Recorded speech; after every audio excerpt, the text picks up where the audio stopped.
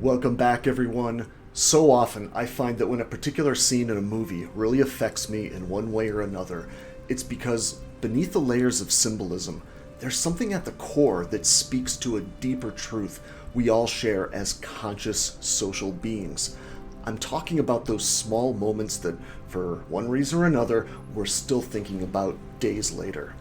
So today, we're going to take a look at a specific scene from a horror film. We're going to explore the weird reasons behind why exactly this particular scene tends to freak us out, especially as the social animals that we evolved to be. This is not a scene which is violent or bloody or even necessarily threatening in any way. The clip is from the 2019 movie Midsommar, directed by Ari Aster, starring Jack Reynor and Florence Pugh, who I really hope is not just a Marvel commodity now, because this movie really demonstrates just how talented she is. Her character, Dani, has some complex but subtle personality traits that she pulls off effortlessly. So, by the end of our little analysis here, we will understand why this particular scene has the unnerving effect on us that it does. We're also going to discover something fascinating about how we humans tick by the end of this episode. Now, of course, I don't generally talk about movies on this channel, but that's not from a lack of interest on my part.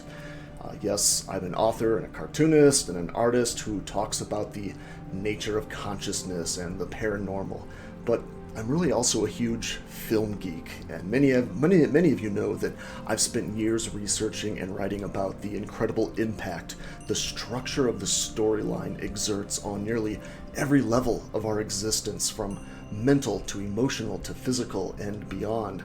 And as I stress over and over in Migration, it's nearly impossible to exaggerate just how much storytelling affects us, how deeply it literally shapes our world. And stories are all around us, we're bombarded by them, and as we'll explore, narratives are built into us at a cellular level. So often, I find myself curiously fascinated when the most random scene in a movie, even from a movie I didn't even like all that much, leaves a deep impression on me. And most of the time, I don't even know why right at first. I'll just be sort of like, why was that particular scene so disturbing? Or why was that one stupid joke so funny to me?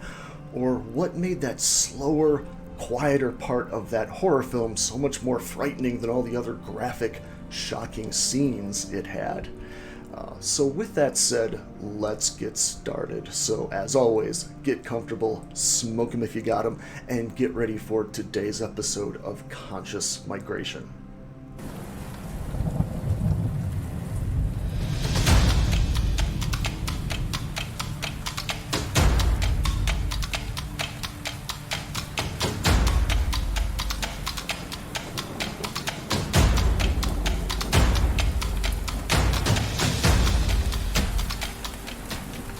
Be warned that I'll try to keep the spoilers here to a minimum for those who haven't seen this movie, but I do have to explain a few minor details in order to set up the scene in question. So, Midsommar follows a group of college students who are invited by their Swedish friend to a midsummer celebration at a very secluded, off-the-beaten-path commune deep in the beautiful rolling hills of rural Sweden. But soon after they arrive at the quaint, picturesque village, things slowly start to unravel. One by one, the students begin to suspect that their charming, rosy-cheeked hosts might not be as wholesome and harmless as they first seemed, and there may be no escaping the darkness they're uncovering.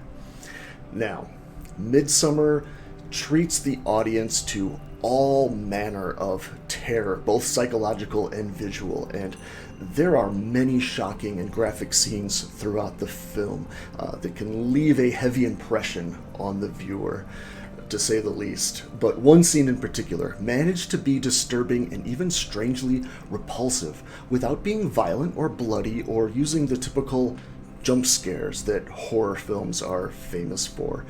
It's a scene where our main protagonist, Dani, has just discovered her boyfriend mid-coitus with one of the women of the commune. Now, by this point in the film, we've learned that when a member of the community is in pain or distress, The rest of the commune performs this kind of a ritual where they imitate what the person is going through. So in full dramatic fashion, they will completely mimic all of the suffering the individual is exhibiting, from the flailing to the wailing and everything in between. So when the women of the community find Dani deep in the throes of grieving, they leap to the floor next to her to imitate everything that she is going through. And this scene is disturbing in a very different way than all the other far more terrifying and deadlier elements. The scene stuck with me, and at first I couldn't really put my finger on exactly why. The scene, again, it isn't violent or really suspenseful, it's not threatening or even mean-spirited. Granted, it's a really weird thing to do to someone who is in the middle of pain, but within the context of the story, the women aren't doing this with the intention of mocking Dani in any way. To them, this is their version of compassion. This is their way to help console a fellow member of the community. So why does this scene freak us out as human beings? As I said, often when a particular scene has the power to linger in our memory long after the credits roll, it's because at the core it speaks to some truth about who we are as thinking, feeling, thriving animals. In many cases, it will take a core truth and it will turn it on its head in some way. In this case, they've taken a fundamental need for empathy that we have as social creatures and twisted it into something that only mimics humanity. Let's look at it like this.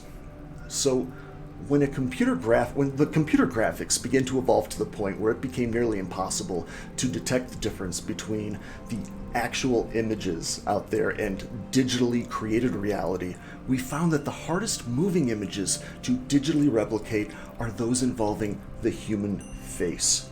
When we see a computerized human face that's almost a perfect replication, we feel an indescribable sense of creepiness. We call this the uncanny valley. Now, out of necessity of communication and maintaining relationships and safety, we humans evolved to take in a world of information from watching the faces of our fellow men, more information than we could ever hope to be conscious of at once. And we've been evolving that skill long before humans learned how to speak and write. To us, a human face represents a vast world of information from thousands upon thousands of points, often nearly imperceptible muscle movements. And when a realistic looking human face is feeding our brain even the most visually subtle information that doesn't add up, a little alarm goes off that's saying, wait, this has all the right basic characteristics of a human face, all the right colors and textures seem right, but the information it's kicking out is unlike any other human I've ever seen. The eyes may be mostly convinced, but the brain sure isn't. It doesn't know what to make of the information that's being kicked out. Now, one thing our fight or flight response despises is ambiguous stimuli that we cannot categorize as safe or dangerous. We're talking about built-in instructions that are hundreds of thousands of years old. Millions, if we're being honest, and considering how long the creatures on this planet have been passing down survival information genetically. We are programmed at the core in such a way that when we even suspect that we can't read clear signs of danger from some other creature, we are instructed to play it safe and assume danger. When in doubt, we assume danger for one simple reason. Because that is the response that has worked in our ancestors' favor more often than not. That's the math. That's it. And that is what your brain is dealing with when it sees a digitized human face that is, say, 95 to 99% a perfect recreation of a human. It throws enough error signs into our brain to go, no, run. Now, obviously, we don't literally run from creepy movies, but we are left with a sense of revulsion. But here's the thing. The uncanny valley isn't just about reading and interpreting visual cues. We're social creatures. That means that we are also built to value the community of other humans. We are not built to be solitary creatures. Our very survival demanded that we work together as a family, as a tribe, as a village, and so forth. And that demanded clear communication and trust and honesty. We've lost sight of that to our great detriment. It may be our final undoing that we forgot that we're social animals. We imagine egotistically that we're all independent. Our ancestors weren't afforded the luxury of that delusion, and that's been passed down to us. I've always found it interesting that of all the many, many kinds of people I've met in my life, do you know who despises liars the most, for example? Those with a military background. Those who have been in the military know firsthand that a liar in the tribe threatens everyone's survival. Something that appears as a friend, appears safe, but is being deceptive, also kicks in our natural defense mechanisms. So my point is, we also have a sort of uncanny valley for reading false emotions and cues from our fellow men and women, and that goes far beyond merely reading a face visually.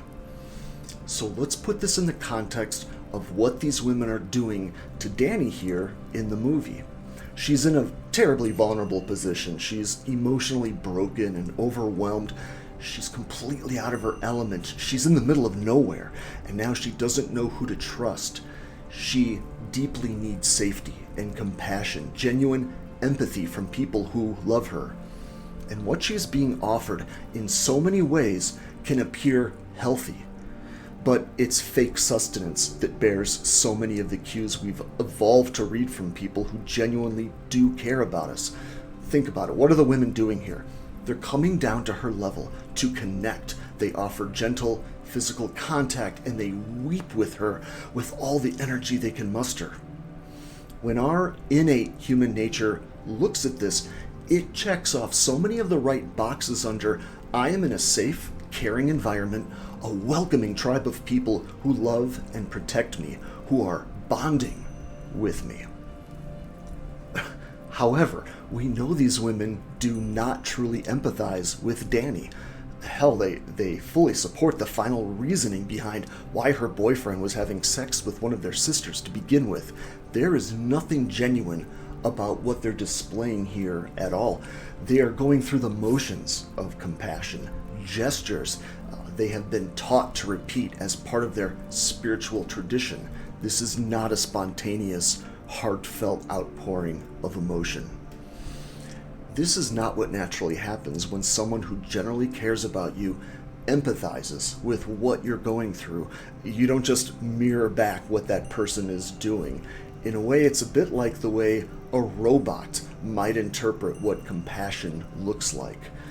The women's gestures are ultimately empty. They're devoid of meaning because they cannot truly feel Dani's agony. From their perspective, her boyfriend having sex with one of their sisters was ethically and spiritually the best thing for the larger community in their perspective. So this scene tends to instill us with the same essential uncanny valley creepiness. It's doing a great job of mimicking healthy human expression, but it's all off, just enough for the brain to go, no, something isn't right here. These cues are all wrong. And just like seeing a nearly perfect replication of a human face, the instinct you're feeling while watching this scene is run. You're revolted by what they're doing. And just like the uncanny valley for the human face, this too is information deeply built into us at the cellular level. So where does this all leave us here at the end of this analysis? We talk about the power that narratives have on us a lot on this channel, and we need to remember that even that programming that's locked in our DNA in a very real way should be considered a part of our narratives that influence us as well. Just like the wisdom passed down from your grandparents, these instincts of ours were built, you could say, from the tales of our ancestors. They're passing down their wisdom of how to navigate this world safely. This is what danger looks and smells and sounds like. And over here, these characteristics over here are generally safe. You can trust these qualities in another living creature. Don't eat something that smells like this or looks like this. When something leaps out at you, the best reaction is to jump backwards, far away from it, especially if it's shaped like a snake. In so many ways, the physical body does not enter this world as a blank slate in terms of storytelling. Long before our parents and teachers and society begin imposing their beliefs and biases and judgments and advice into us, our body came equipped with so much information. And here's the ultimate insight. You aren't those stories either. What we are is beyond our beliefs, our narratives, our experiences about, how things are the way they are. They're even beyond our instincts. What we are is far more fundamental than even what is stored in our DNA. We're that which is conscious of those narratives, that which is conscious of the body. And when you align with that, the kind of terrible situation Danny here found herself in cannot happen to you. You'll be too smart to fall for all this kind of manipulation. Enlightened people don't join cults, and they don't lead them either. Cults may form around the enlightened in spite of the enlightened, but the enlightened are beyond falling for an obvious power trap like that.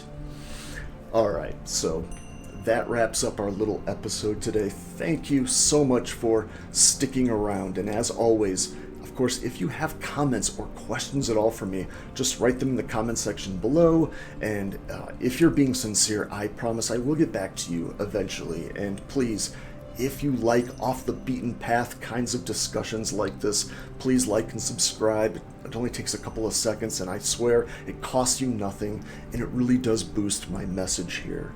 So thank you all for your time and attention. Your time is valuable, and I appreciate that you gave some of it to watching what I've created here. Peace and love, everyone. Until next time.